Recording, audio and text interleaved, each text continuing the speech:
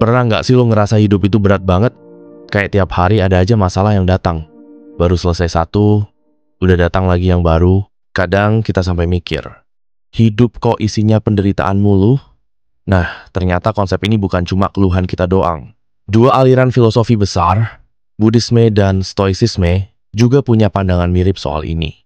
Bedanya mereka nggak cuma bilang, hidup itu penderitaan terus berhenti di situ. Mereka juga ngajarin gimana kita bisa ngatasin itu. Jadi, kalau lo penasaran kenapa hidup sering terasa susah dan gimana cara berdamai dengan itu, simak terus. Ya, Buddhisme.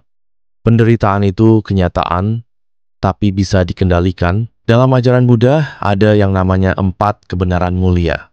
Dan yang pertama adalah dukkha, yang berarti penderitaan. Intinya, selama kita hidup, kita bakal ngalamin sakit, kecewa, kehilangan, dan berbagai macam kesusahan lainnya. Kenapa? Karena kita punya keinginan. Kita pengen bahagia, pengen sukses, pengen diakui, tapi dunia nggak selalu berjalan sesuai kemauan kita. Akhirnya kita kecewa. Tapi tenang, Buddhisme nggak cuma bilang hidup itu susah tanpa solusi. Ada yang namanya jalan mulia berunsur 8, semacam panduan buat hidup lebih damai. Intinya, kalau kita bisa melepaskan keterikatan kita sama hal-hal duniawi, kita bisa mengurangi penderitaan itu sendiri. Gampangnya, kalau kita nggak terlalu ngarep sesuatu, kita juga nggak bakal terlalu kecewa.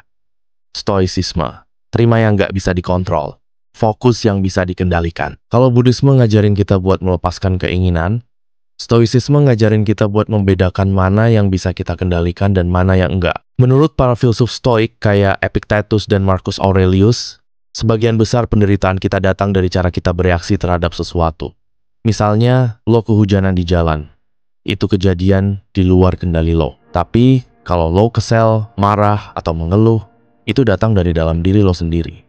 Stoicisme ngajarin kita buat menerima hal-hal yang nggak bisa diubah dan fokus pada respons kita sendiri. Dalam kata lain, kalau lo nggak bisa ubah situasinya, ubah cara lo ngelihatnya. 3. Jadi, hidup emang menderita? Iya, hidup itu pasti ada penderitaan. Tapi, itu bukan berarti kita harus terjebak dalam penderitaan itu. Baik Buddhisme maupun Stoicisme ngajarin kita buat lebih bijak dalam menghadapi kehidupan. Buddhisme bilang, kurangi keterikatan, biar nggak gampang kecewa. Stoicisme bilang, fokus sama yang bisa lo kendalikan, biar nggak capek sendiri. Kuncinya ada di cara kita menyikapi hidup. Kalau kita bisa berdamai dengan kenyataan dan belajar mengontrol diri, penderitaan nggak bakal terasa seberat itu. Jadi, kalau lo lagi ngerasa hidup berat, coba pikirin lagi. Apa lo terlalu terikat sama sesuatu?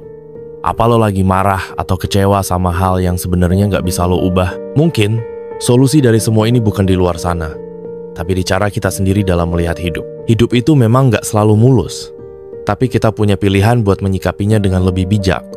Jadi, lo mau tetap terjebak dalam penderitaan, atau mulai belajar buat berdamai dengannya? Kalau menurut lo, lebih cocok mana? Buddhisme atau Stoicisme? Atau malah dua-duanya? Tulis di komentar ya.